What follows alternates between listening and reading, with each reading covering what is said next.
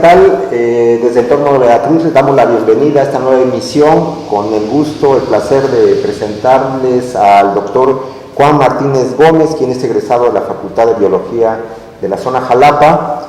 Voy a dar algunos datos sobre él. Él cursó estudios de maestría en Villanova University bajo la dirección del doctor Roberto Curry y de doctorado en la Universidad de Missouri en San Luis bajo la dirección del doctor Roberto Ricketts. Se ha especializado en especies endémicas y en peligro de extinción. Ha dirigido la Fundación Island Endemics Foundation. Fue miembro del comité directivo de la Alianza para la Extinción Cero. Es de los fundadores de la Alianza para la Extinción Cero en México y de Endémicos Insulares AC. Actualmente es investigador de tiempo completo en el Instituto de Ecología AC INECOL del CONACYT. Su participación ciudadana se ha dado en áreas de protección de la naturaleza y en el fomento a la democracia como observador electoral de la Alianza Cívica y otros colectivos ciudadanos. Juan, un gusto tenerte con nosotros aquí en Entorno Veracruz. De verdad que tenemos esta charla pendiente desde tiempo. Te lo digo yo porque te respeto mucho, te reconozco mucho. He oído siempre muy buenas cosas de ti y esta plática, que aunque breve por los tiempos del programa siempre nos amarran, quiere atravesar varias cosas. Una de ellas, Juan, es en relación a la cuestión de las políticas ambientales de 2 años y medio a la fecha, y digo poniendo este corto periodo de tiempo porque implica el reconocimiento de que se suponía que iba a haber una profundización y una gran transformación en relación a las políticas ambientales que parecía no venían haciendo factor realmente de protección del ambiente en una degradación progresiva cada vez mayor en muchas zonas de nuestro país. Es un problema planetario, me lo podrás decir, pero que en el país muchos apostamos a que hubiera una forma distinta de abordar los asuntos ambientales. Y viene a colación porque la Secretaría de Medio Ambiente Nacional ha tenido 2 o 3 ajustes en sus secretarios, en que el Plan Nacional de Desarrollo le dedica media cuartilla a hablar de un tema tan vital, tan importante, insisto, los problemas planetarios, y la renuncia hace unos días, una semana y media, del director de la CONAFOR, una dependencia al que se le redujo su presupuesto en más del 60%, pues, ¿qué habla de esto, de la cuestión de las políticas ambientales?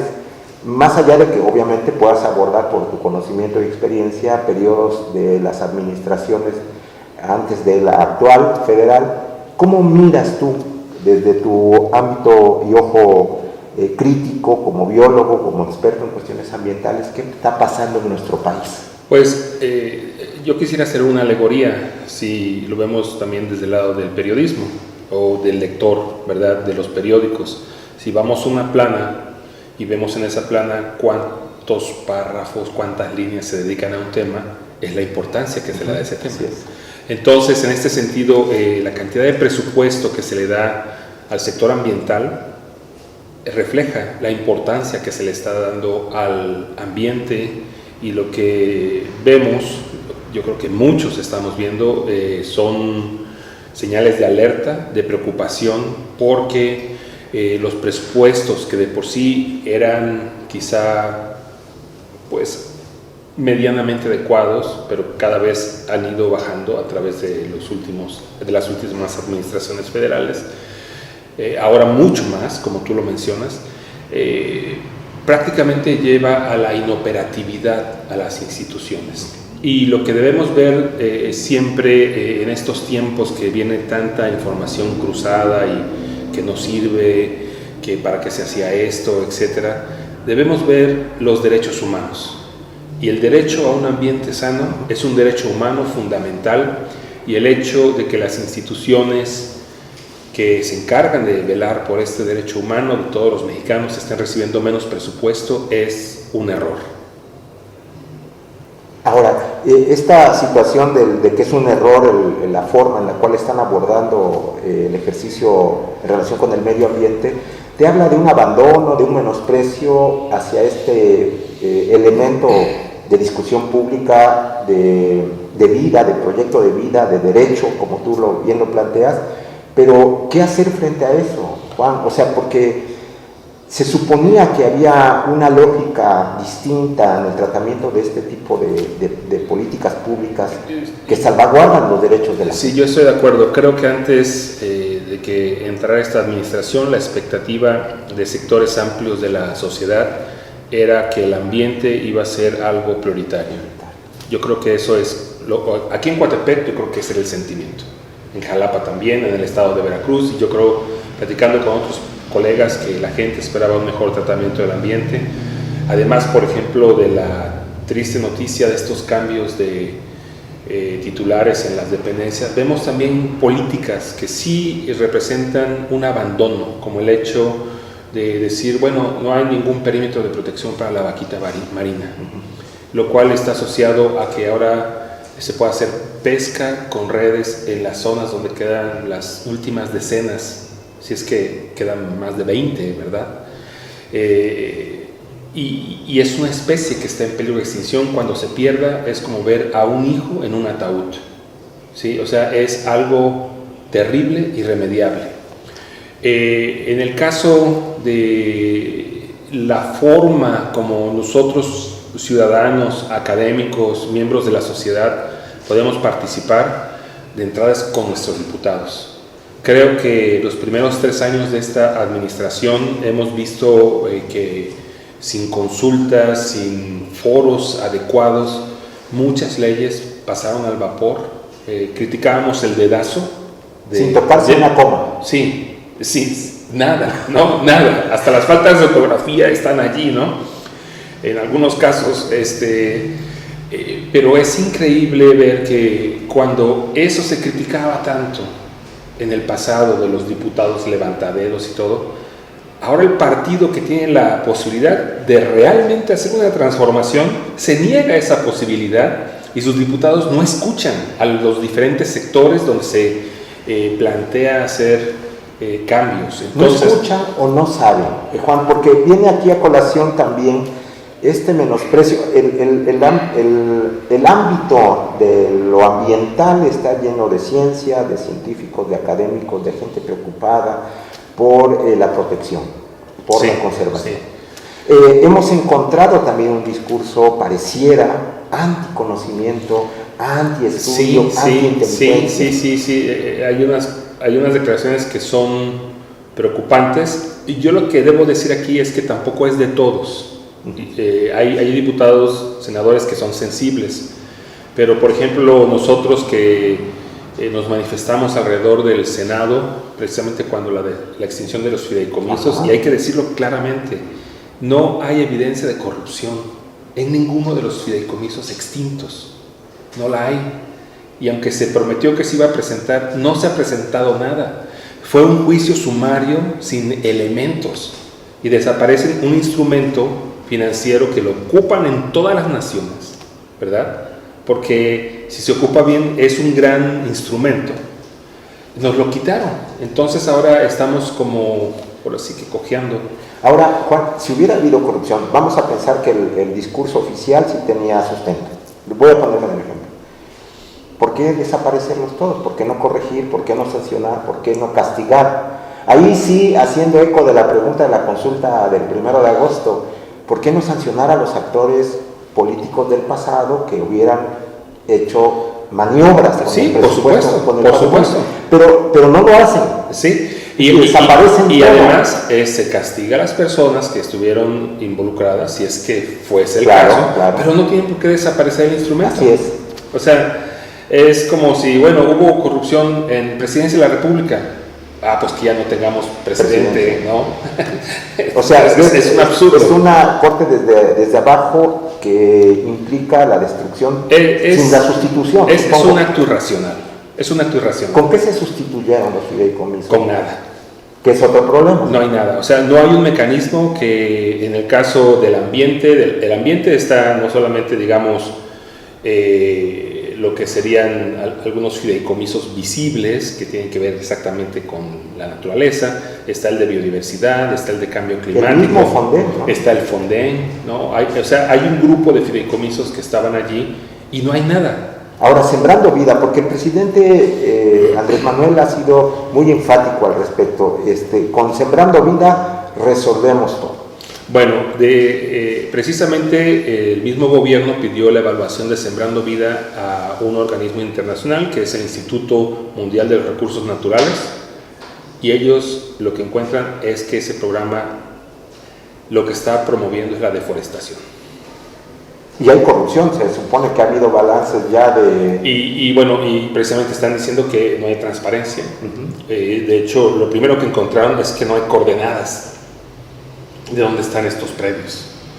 En algunos casos hay colegas que han trabajado en ese aspecto y recorrieron, por ejemplo, el estado de Chiapas. Ellos sí recorrieron los puntos y tienen una visión muy clara de lo mal que está ese programa.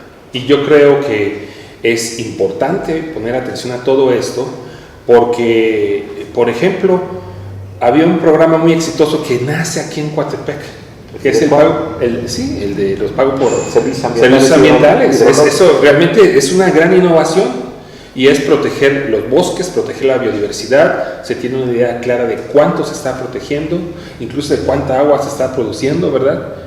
Y todos esos programas exitosos se abandonan por uno que prácticamente es una ocurrencia. Ahora, en medio de esto, Sembrando Vida lo estamos exportando, lo queremos llevar a Centroamérica para contener la migración, dice el presidente. Pero digamos, el problema de todos estos, y uno que ha estado en esta evolución, ¿verdad? Porque es verdad, nuestras instituciones han ido cambiando, yo creo que han ido cambiando para bien, es los términos de referencia. Cuando tú entras a un proyecto debes tener los términos de referencia, los indicadores de éxito y todo. Cuando exportamos algo que no tiene términos de referencia, que no tiene indicadores de éxito, de operación, prácticamente. Sí, y entonces, ¿cómo sabemos que la inversión que se está haciendo está realmente funcionando? No lo sabemos. Eso nos está pasando también en la situación de reconocimiento de la ciencia en nuestro país. Yo siento que sí hay un problema, porque también el sector científico tiene recortes similares, o quizá en algunos casos más extremos de ese 60% que tú mencionas de la CONAFOR. Lo digo porque, por ejemplo, tú estuviste en Estados Unidos, no sé si becado o no, pero al final de cuentas eres el producto de un esfuerzo personal, de una visión, y no sé qué tanto de los respaldos institucionales, pero bueno, hay una discusión ahí general, sí, ¿no? Aquí la ciencia y la educación debe valorarse. Lo importante de todo esto es que mi experiencia personal, lo que te puedo decir es que si no hubiera tenido la posibilidad de estudiar en la Universidad Veracruzana, en su facultad de biología, no hubiera tenido la capacidad para luego saltar a otros lugares. Entonces, el apoyo a la educación básica, el apoyo a la educación superior son indispensables para generar oportunidades. Y lo que estamos viendo ahora es una disminución en los presupuestos a los institutos federales de investigación. Estamos viendo también una disminución que va a manifestarse ahora en el presupuesto federal para el siguiente año a las instituciones de educación superior. Y lo que estamos viendo en esta cadena virtuosa de preparar a la gente para que luego regrese, estamos viendo signos preocupantes. Por ejemplo, estamos viendo este caso de la disminución de las becas al extranjero, en el cual hay jóvenes que en otro contexto podrían competir, podría haber quizá limitación de recursos, pero habría la posibilidad de enviar a cierto número de estudiantes en las diferentes áreas del conocimiento precisamente a prepararse con investigadores en países desarrollados, en otros lugares del planeta, conocer otros laboratorios, ver formas diferentes de hacer ciencia y regresar a su país y nutrir el desarrollo en México, porque la ciencia es universal. Así es. ¿Sí? Y lo que estamos viendo también es que en esta situación donde se está bajando los presupuestos, hay varios colegas de varios institutos públicos que están dejando el país, incluidos colegas de mi institución. Algo que se había contenido, esa famosa fuga de cerebros, ¿no? Está sucediendo precisamente a partir de la implementación de políticas en esta administración federal. Oye, Juan, perdón si aquí me equivoco y me corriges. Pareciera que hay un discurso de que es necesario construir en una profundidad ideológica que creo que tú me contarás mejor esta diferencia que es necesario hacer. Una ciencia ideologizada completamente, una ciencia patria, le llaman incluso por ahí en algún exabrupto de la señora de CONACYT, Álvarez Leguía. Esto me parece que choca con lo último que acabas de comentar, la ciencia y es universal. Uh-huh. ¿Qué pasa al respecto? Eso sería un grave retroceso. Un grave retroceso sería pensar quizá en un pensamiento monolítico, y la ciencia no lo es. O sea, si algo tengo en común con mis colegas investigadores es que no nos ponemos de acuerdo porque todos pensamos diferente. Y entonces lo que tenemos que entender es que esa diversidad de perspectivas, de pensamiento, es necesario precisamente para que florezca la ciencia, en esa diversidad, y hay que mantenerla, y hay que fomentarla.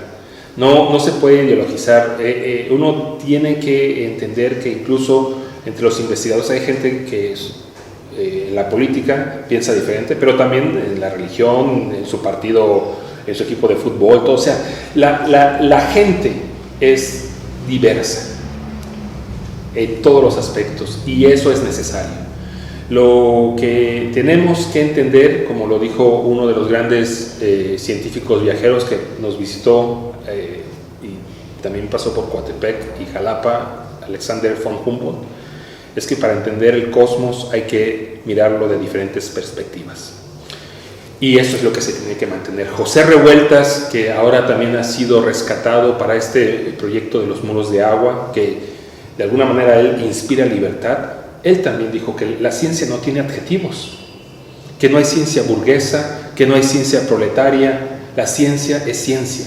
Y repite lo mismo que observó Humboldt: hay que ver a los fenómenos de la naturaleza de diferentes formas, de diferentes rincones, porque eso nos permite ponerle un volumen, una dimensión a los aspectos, en este sentido, que estudian los diferentes campos de la ciencia. Y en ese aspecto debemos recordar, por ejemplo, ya en este sexenio, el gran logro que tienen los compañeros del INAOE con el gran telescopio milimétrico, que mucha gente dijera es un gasto innecesario. Pues no, porque nos ayudó a ver a los confines del universo, obtener la primera imagen de un hoyo negro y entender lo más profundo de nuestra historia en el universo.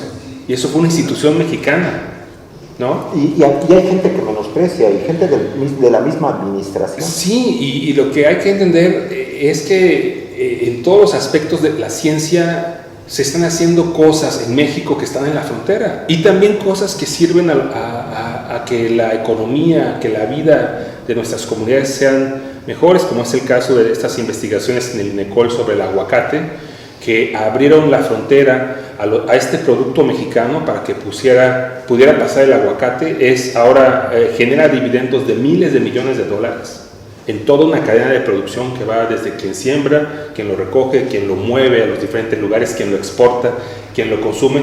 Y para ponerlo de una manera que lo ve toda la gente, todos los años lo vemos en el Supertazón. Sí, claro, ese es nuestro verdadero oro verde, ¿no? Y por supuesto genera diferentes aspectos que hay que seguir estudiando, mejorando el espacio que se dedica al cultivo, la conservación de los bosques que están cerca de los cultivos de aguacate y todo, pero eso es conocimiento y buena política pública. Entonces aquí vamos también, con este ejemplo es la ciencia básica, los productores, es la vinculación de la ciencia básica en un momento con los productores, y la buena política pública, que es la intervención de un gobierno que ayuda a se comporta como el árbitro para que todo esto funcione de la manera más óptima, y en ese sentido entran conceptos que se han integrado a nuestra sociedad, como son el concepto de la mejora regulatoria, ¿verdad? Para evitar esa participación abrumadora y burocrática de los procesos del gobierno, y que las cosas fluyan y que florezcan. Entonces, lo que estamos viendo ahorita, yo diría que es como si estuviéramos de repente ante un retroceso. Y la oportunidad que tenemos como ciudadanos, volviendo a una pregunta anterior, es en nuestros diputados, porque ellos definen cómo se gasta el dinero. Yo creo que ahorita lo que tenemos que hacer aquí en Coatepec, en Jalapa, en Veracruz, no solamente en el estado de Veracruz, en La Paz, en Cozumel, en Mérida, es todos contactar a nuestros diputados y buscar a que representen a la sociedad. O sea, eso es lo que se supone que son los diputados. Esperábamos que hubiera esa apertura. Yo te voy a plantear, el tiempo nos come, Juan, te voy a plantear unas preguntas que tienen que ver ya con hechos muy concretos en la reflexión del impacto que tienen estas acciones públicas. Una que la tenemos aquí a 4 kilómetros en línea recta, tal vez menos. La invasión de Manso, sí. Tú la conoces, sabes sí, el territorio. Los vecinos. Claro, exactamente, la conocemos. El otro que me parece que es muy importante conocer tu opinión es acerca del Tren Maya, los impactos que se están discutiendo desde académicos, ambientalistas, respecto al deterioro que puede generar esta obra, esta mega obra que parece que ya no tiene cómo detenerse, simple y sencillamente se va a hacer. Y obviamente cerrar con esta tercera pregunta, muy puntualmente hablando, en medio de las renuncias de 2 secretarios de Medio Ambiente, una porque se subió a un avión en clase premier y el otro porque no estuvo de acuerdo, se supone, en lo que se estaba haciendo, y la renuncia del director general de la CONAFOR, como pareciera todo indicar como respuesta a la reducción del presupuesto. Permíteme terminar con este tipo de preguntas porque implica precisamente la reflexión de un hombre de ciencia como tú respecto al hecho concreto de las políticas públicas. Sobre la invasión... porque no hay actividad, parece ser, institucional al respecto. Bueno, aquí lo que tenemos... Todo esto nos da siempre una oportunidad de hacer una autorreflexión de cómo estamos como sociedad, ¿sí? Si no me equivoco, contigo ha platicado la abogada Itzel Jurado, ¿verdad? Así es. Y básicamente lo que vemos de la parte jurídica es que a partir de documentación falsa se está tratando de despojar a los legítimos propietarios de un predio. Yo no te puedo hablar de esa parte. Lo que sí te puedo hablar, y de hecho muchos colegas del INECOL han manifestado su preocupación, es que esa parte del bosque, si se desmonta como pretende ser desmontada, si se urbaniza, lo que va a ocasionar es la pérdida de recursos naturales muy importantes para nuestro municipio, para nuestro estado y para el país, porque es bosque de niebla, es el bosque en mayor peligro, que es el bosque que tiene menos cobertura de todos los tipos de bosque, el que está en mayor peligro en nuestro país. Hay especies en peligro de extinción. También se afectarían los ciclos hídricos de la producción de nuestra agua, del agua que necesitamos todos, y que yo creo que a la gente de Coatepec le queda muy claro que el agua viene de las montañas. Aquí todavía podemos ir a ciertos lugares y llenar nuestros garrafones de agua que viene prácticamente del deshielo del cofre de Perote, ¿no? Sí. Y estaríamos afectando eso. La forma como se está haciendo es violenta, es irregular, y no está de acuerdo con los planes, el planeamiento urbano que debiera implementar el Ayuntamiento de Coatepec, el gobierno del estado, y por supuesto ahí también está participando de una manera muy misteriosa la misma SEDATU, ¿no? Eso te diría al respecto.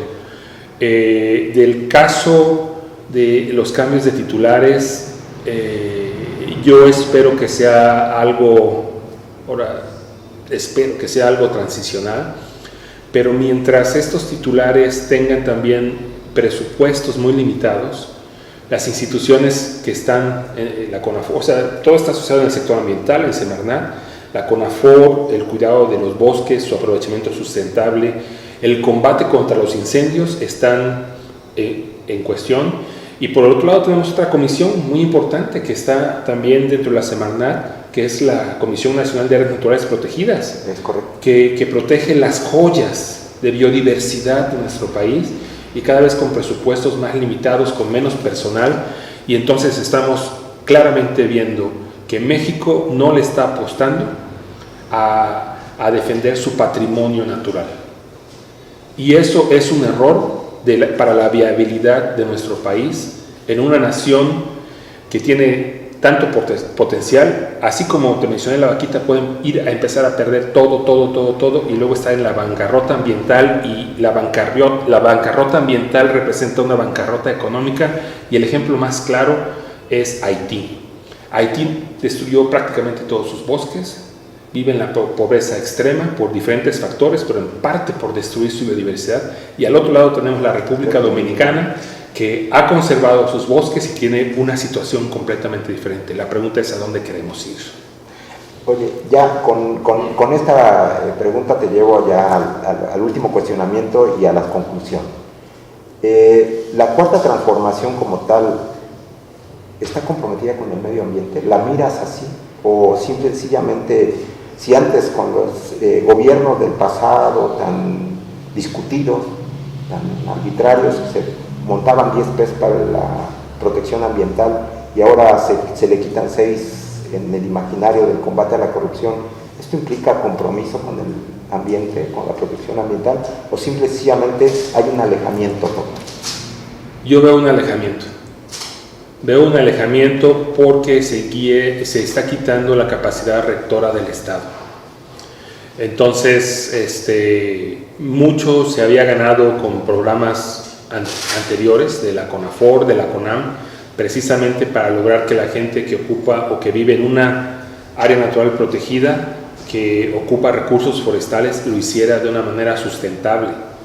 Y precisamente al quitar recursos, esas posibilidades son cada vez menores.